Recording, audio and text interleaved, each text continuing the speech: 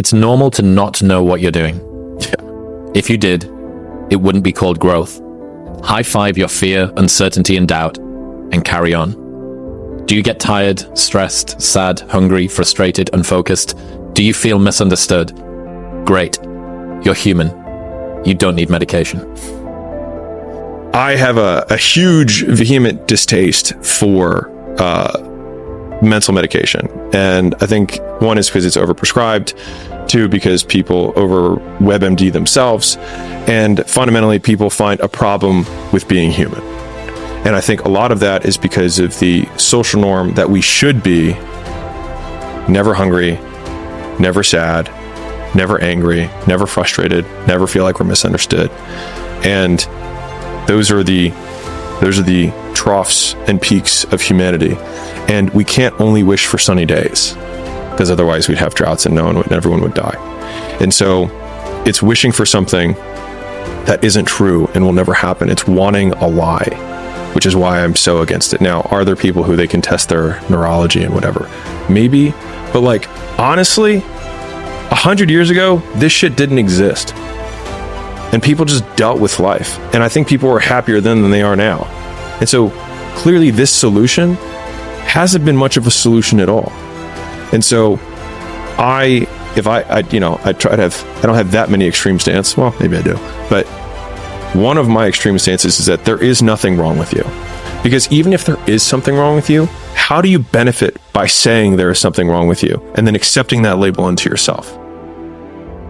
Because the alternative to that is accepting your current existence as maybe this is better than everyone else's, and I'm just choosing to believe that it's wrong. And all of this is around some big, mighty should that we think and that we worship, that we should be a certain way that we're not. And I think that discrepancy, that word, I try to eliminate it as much as humanly possible from my vocabulary. Because like, I should what? I should nothing. According to whom? Why should I be happier? Why should I have less anxiety? Why should I feel more understood? And so like pretty much the beginning of every ad for like Levitra or whatever the new serotonin, SSRI thing is like, they describe humanity. They just say like, are you hungry? Are you tired? Are you horny? Are you dissatisfied in any way? Well, the cure of that is a pill, which I wholeheartedly decry anything that gives an if-then statement for happiness. So like, you will own nothing and be happy. Like, you want to say that you're going to change my external condition to change how I feel? I just reject it as any kind of if-then I will be happy. But like the pill, the over medication part, I've had too many people too close to me ruin their lives, hopping from SSRI, and getting on cocktails of pills, and they've got a sleep med, and they've got a wake up med, and they're just a walking pharmacy. It's crazy for people who aren't American to look at the way that America deals with this. I remember, so in the UK, just for context, you can't get prescribed melatonin. You can't buy it over the counter. Right. You can't buy it on Amazon. My video guy, when he flies over here, takes it back like he fucking smuggled it, like he's like Pablo Escobar, but with melatonin tablets instead. Like going into CVS, am I allowed to get this?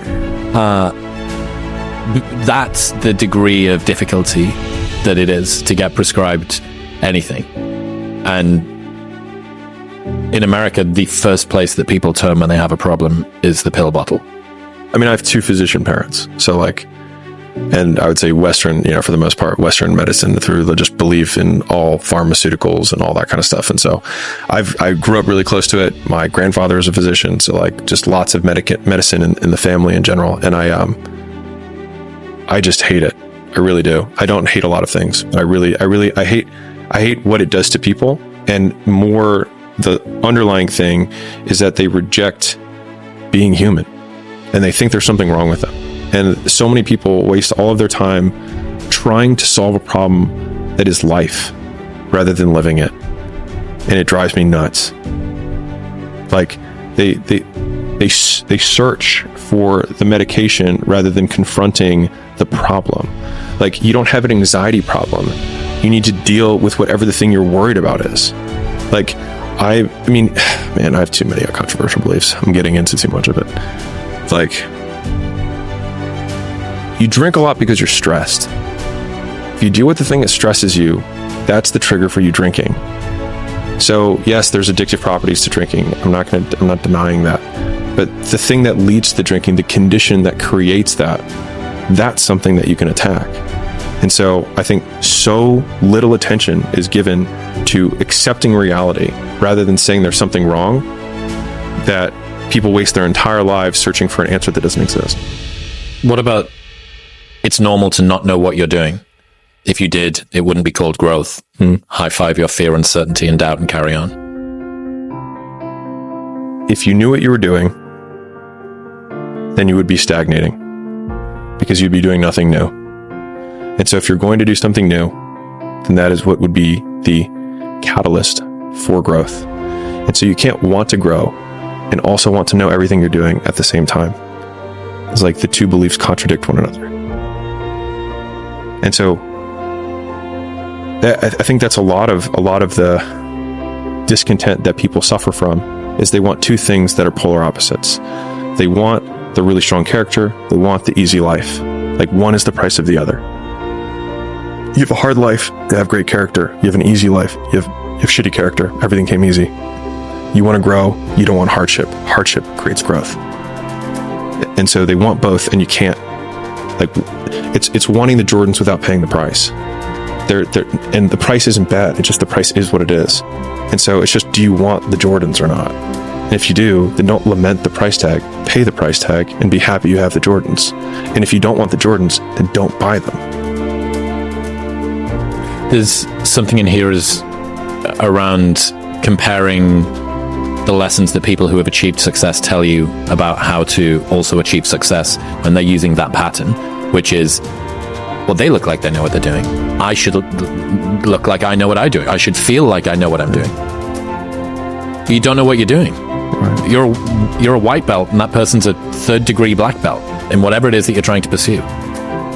State the facts and tell the truth.